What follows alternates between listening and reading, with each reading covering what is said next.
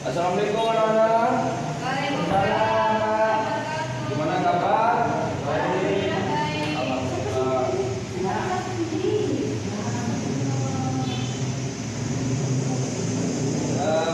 Mungkin sebelum kita mulai, alangkah baiknya siapa yang tinggal di sini?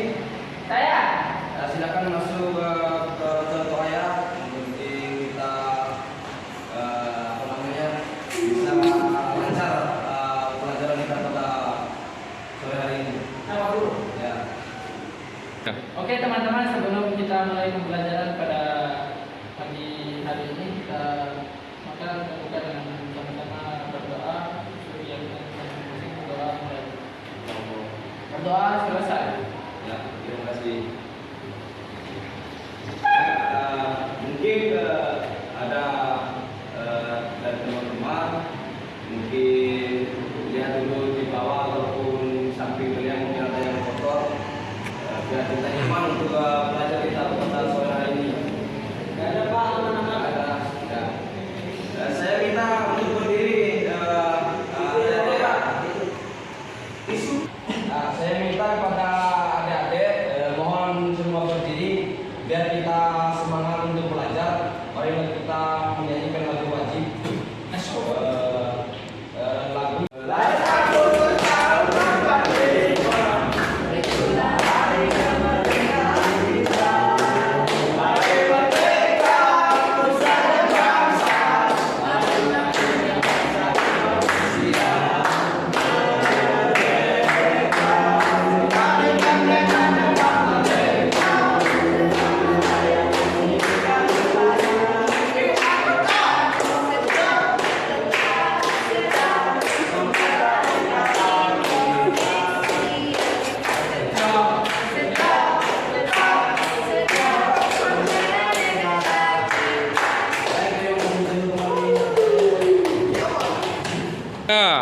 Baik, bismillahirrahmanirrahim. Assalamualaikum warahmatullahi wabarakatuh. Ya, baik, saya mencek hadiran adik-adik ya. Mungkin ada yang tidak hadir pada sore hari ini. Baik, Pak. Ya, Amileti. Hadir. Ada Murta. Hadir. Andi, hadir Pak. Rian, hadir Pak. Apa namanya? Febriani. Hadir, Pak. Ya, baik anak-anak, mata pelajaran pada kita pada sore hari ini pendidikan perwujudan Pancasila sebagai dasar negara dan pandangan hidup bangsa. Nah, apa sih Pancasila itu? Mungkin ada ini bisa menjawab terkait dari Pancasila. Pancasila adalah ideologi bangsa Indonesia. Pancasila adalah sebagai dasar negara.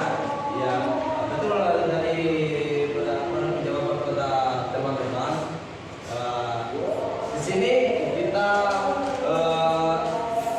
bagaimana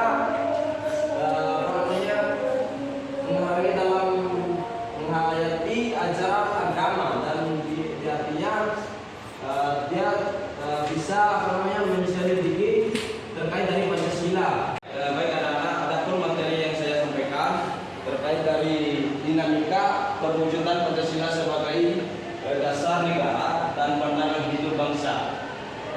Nah, mungkin ada adik-adik apa terkait dari Pancasila? Pancasila itu sebagai dasar negara, Pak. Oh, sebagai dasar negara. Ada yang lain terkait dari apa namanya? Ya, dan pandangan hidup bangsa. Ciri-cirinya seperti gimana sih pandangan hidup bangsa itu? Mungkin ada yang tahu? Belum tahu, Pak. Oh iya. Nah, tujuan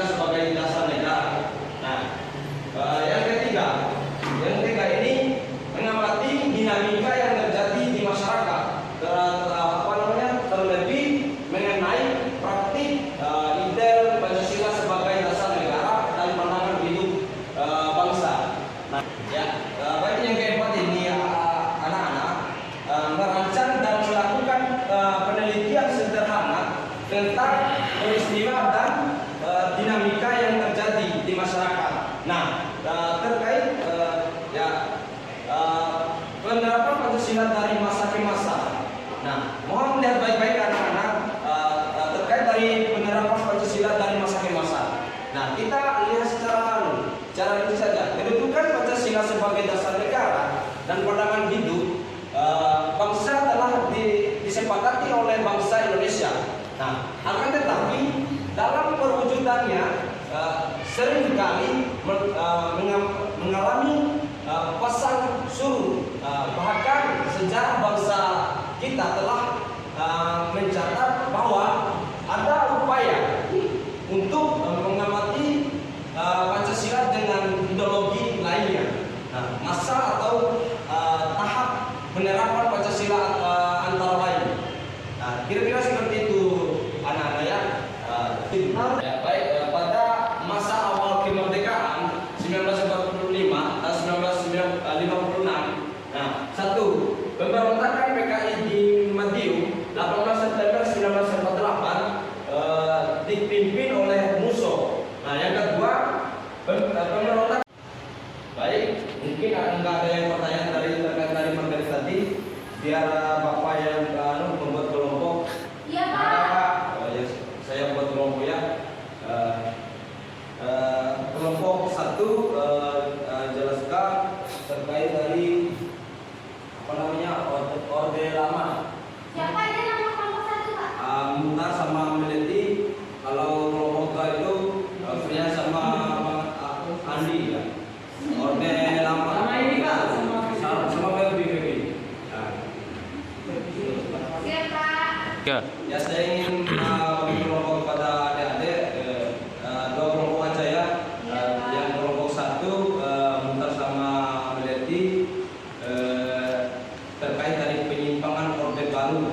Ya, kalau kelompok dua Febi sama tiga orang itu Fria sama Andi penyimpangan orde lama. Siap, Pak. Mohon ya diskusi. Silakan kalau sudah selesai diskusi langsung presentasi di depan ya. Siap, Ya, Pak. Pak. Ya. Ya. Ada yang mau presentasi? Saya, Pak. Ya, silakan. Oke.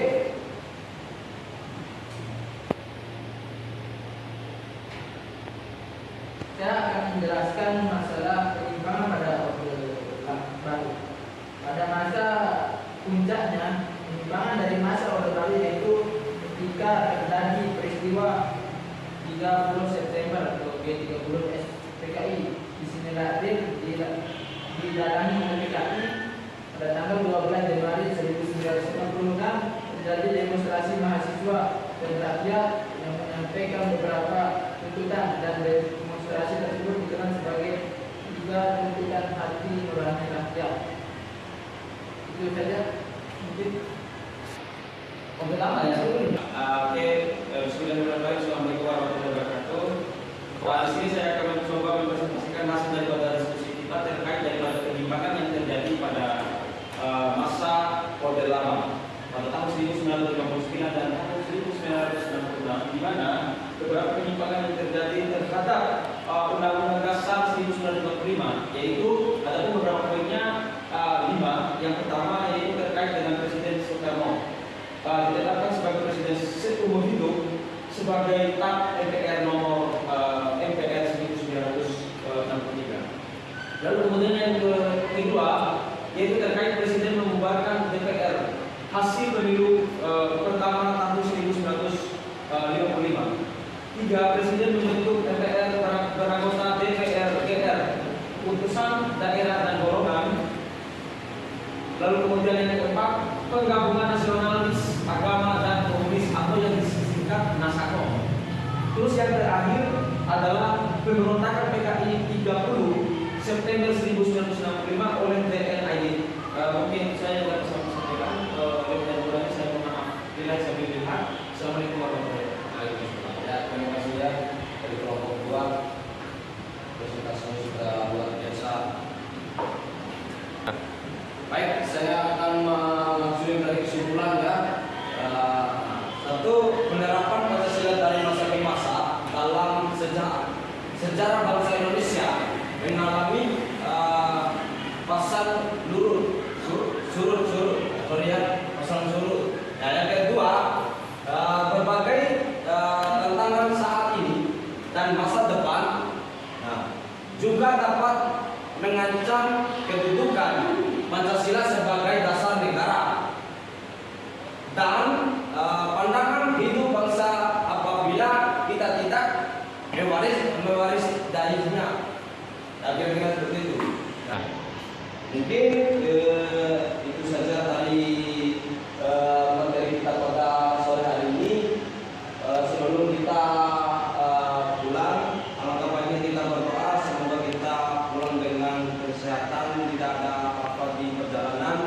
Mungkin ada level income yang masuk ke pintu di depan, biar kita sama-sama membaca doa untuk pulang pada sore hari ini. Ya, Pak.